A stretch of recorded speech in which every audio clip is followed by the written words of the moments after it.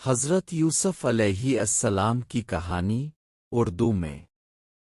حضرت یوسف علیہ السلام کا واقعہ قرآن کریم میں سورہ یوسف میں تفصیل سے بیان کیا گیا ہے۔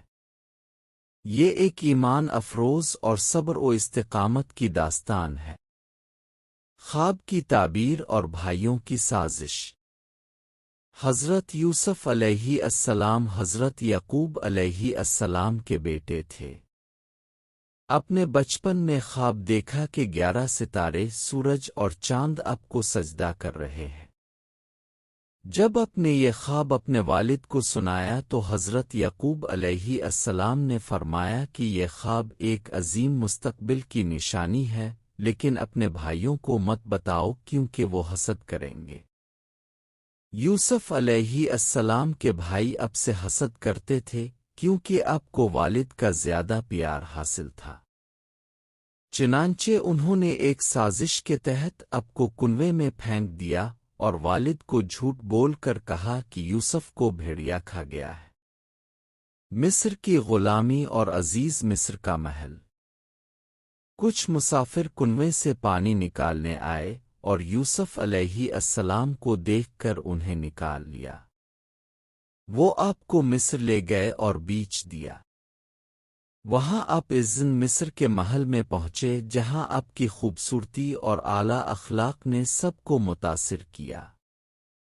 زلیخا کا امتحان اور جیل کی آزمائش۔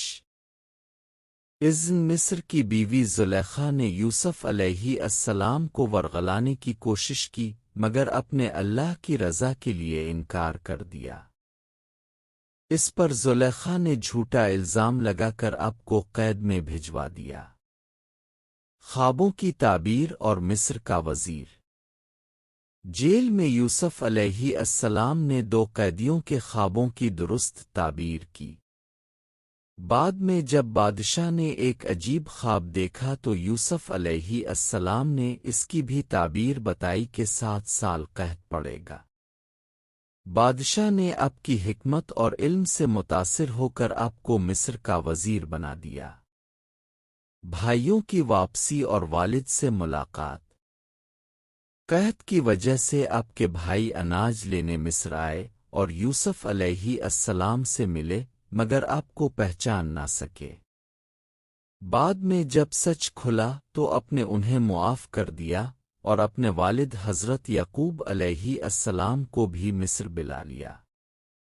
یہی خواب کی تعبیر تھی کہ سورج، چاند اور 11 ستارے، آپ کے والد، والدہ اور بھائی آپ کے سامنے جھک گئے۔